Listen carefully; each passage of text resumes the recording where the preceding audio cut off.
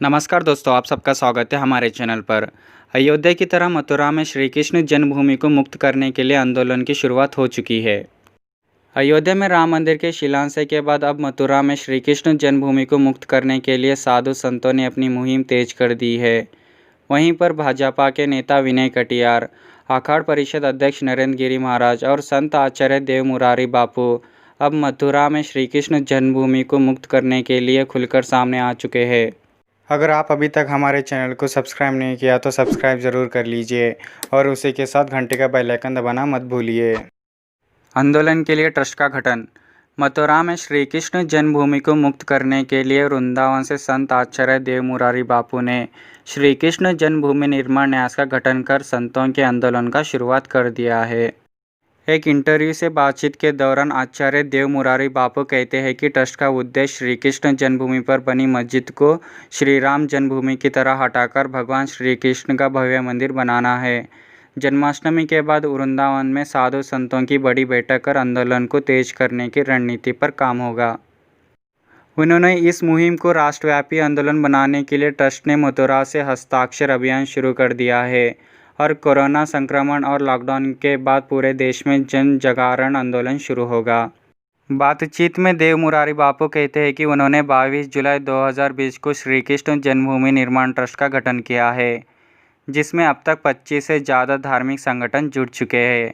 वो बताते हैं कि ट्रस्ट में 14 राज्यों के 80 से ज़्यादा संत महामंडलेश्वर को जोड़ा गया है। जन्माष्टमी के बाद तेज होगी मुहिम।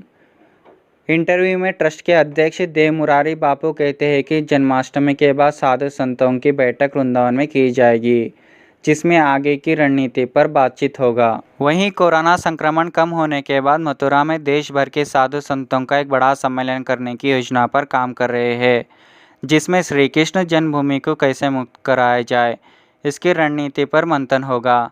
उनका एकमात्र उद्देश्य इस मुहिम में सबको साथ लेकर आगे बढ़ने का है। देव मुरारी बापू कहते हैं कि जो भी राजनीतिक दल या संगठन उनकी विचारधारा के साथ आकर उनकी मुहिम को आगे बढ़ाने का समर्थन देगा, वो उनका समर्थन लेंगे।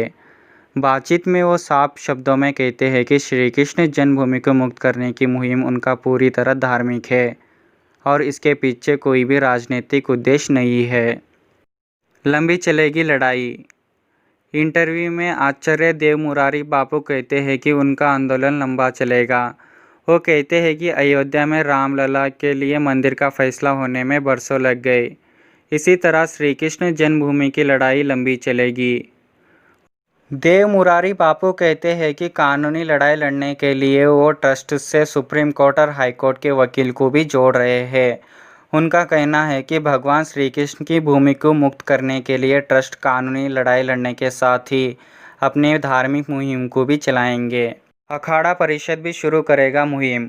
वहीं देश में संतों के सबसे बड़े संगठन अखिल भारतीय अखाड़ परिषद भी काशी और श्री कृष्ण जन्मभूमि को मुक्त कराने के लिए मुहिम छेड़ेगा। इंटरव्यू के दौरान अखाड़ परिषद के अध्यक्ष नरेंद्र गिरी महाराज कहते हैं कि राम मंदिर के बाद अब मथुरा और काशी को मुक्त करने की परिषद जल्द अपना आंदोलन शुरू करेगा। और नरेंद्र गिरी महाराज कहते हैं कि काशी और मथुरा में हिंदुओं के नाम पर जो कलंक लगा है उसको मिटाना ज़रूरी है और इसके लिए साधु संत शांतिपूर्ण तरीके से आंदोलन चलाकर और कोर्ट के ज़रिए कानूनी लड़ाई लड़कर ही काशी और मथुरा को भी अयोध्या की तरह मुक्त कराएंगे।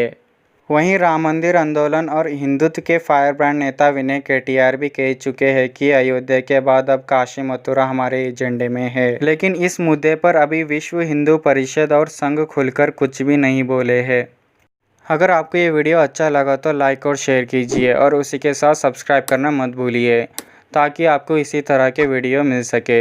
हम मिलते हैं अगले वीडियो में। जब तक आप अपना ख्याल रखिए। धन्यवाद।